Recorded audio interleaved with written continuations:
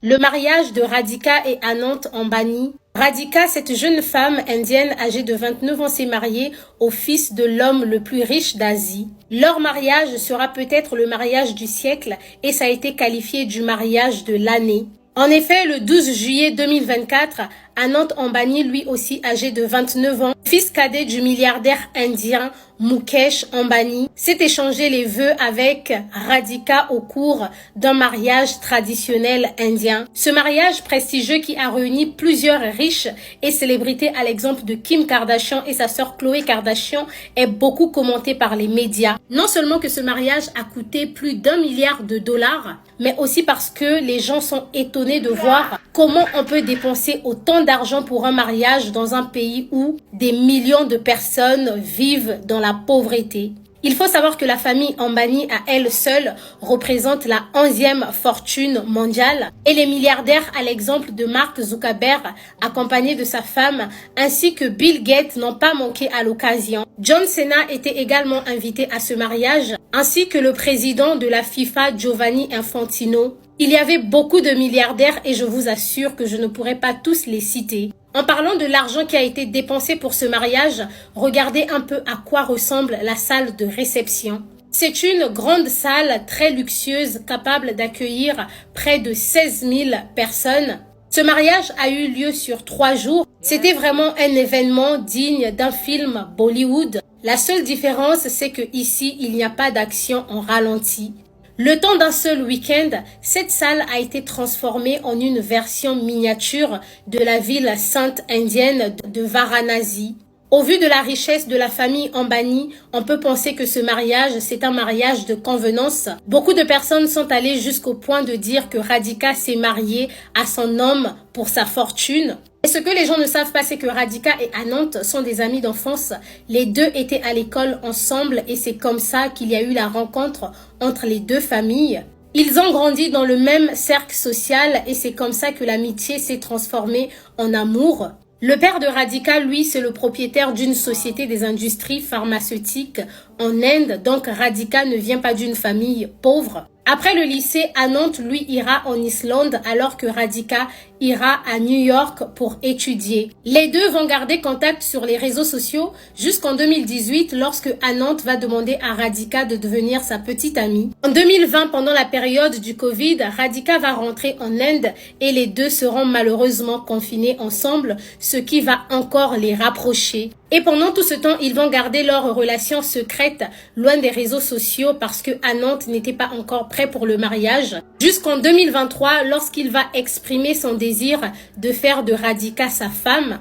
Par la suite, leur cérémonie de pré-mariage va avoir lieu en mars 2024 avec la présence de Bad Girl Riri.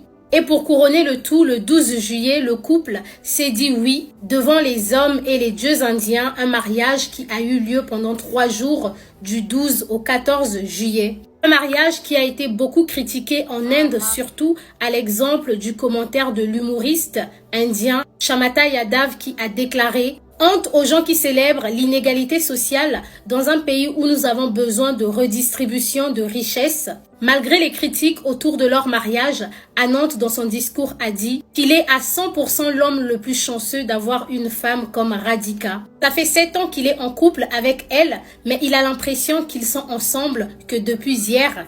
Il a déclaré qu'il tombe amoureux de son épouse tous les jours et il a l'impression d'avoir un tsunami dans son cœur lorsqu'il voit Radhika. Enfin, que pensez-vous de ce mariage?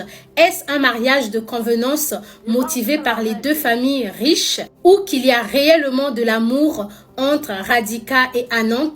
Personnellement, au vu de leur histoire, je pense qu'ils sont réellement amoureux et on leur souhaite un heureux mariage. Sur ce, prenez soin de vous et surtout faites attention à vous. Que l'onction du mariage avec une personne capable de prendre soin de vous émotionnellement et financièrement vous localise. Money boy, voilà, j'en ai bien, voilà, j'en ai bien, mais le genre si.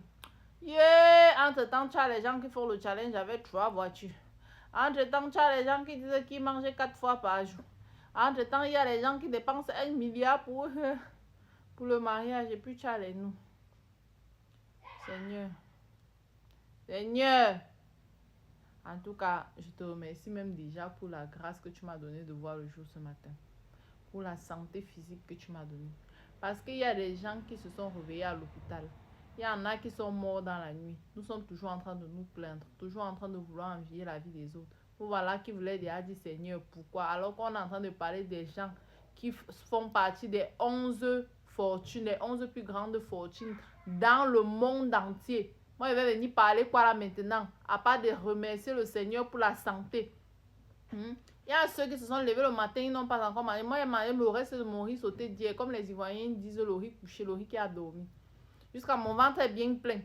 Entre-temps, il y a des gens que ça fait peut-être 2, 3, 4 jours, ils n'ont pas mangé. Ils ne savent même pas s'ils vont manger la journée d'aujourd'hui. Mais ils sont là. Entre-temps, tu as des personnes qui sont là. Ils ont même la nourriture devant leurs yeux, ils ne peuvent pas manger. J'ai fini d'aspirer ma part de riz comme ça là. Au lieu de dire merci à Dieu, je veux déjà me plaindre. Hé, Seigneur, pardon. Pardon pour les mauvaises intentions que j'avais déjà là. Mais sache que même comme je suis reconnaissante là, pardon, n'oublie pas quand même de me localiser. Parce que c'est pas parce que je suis reconnaissante pour tout ce que tu me donnes que je n'aspire pas à d'autres localisations. À une localisation localistique comme ça, que quelqu'un va aussi me dire que quand un bébé, quand elle te voit, je sens le tsunami dans mon cœur. C'est comme nécessairement les riches qui disent le genre là, maman. Et nous, quand là, tu vas dire le genre là que tu as cherché là encore. Que tu as pensé au riz que tu vas manger demain ou bien au spaghetti que tes enfants vont manger le soir à quelle heure. En tout cas, les amis, bref, essuyons nos bouchons pas dormir, c'est la vie.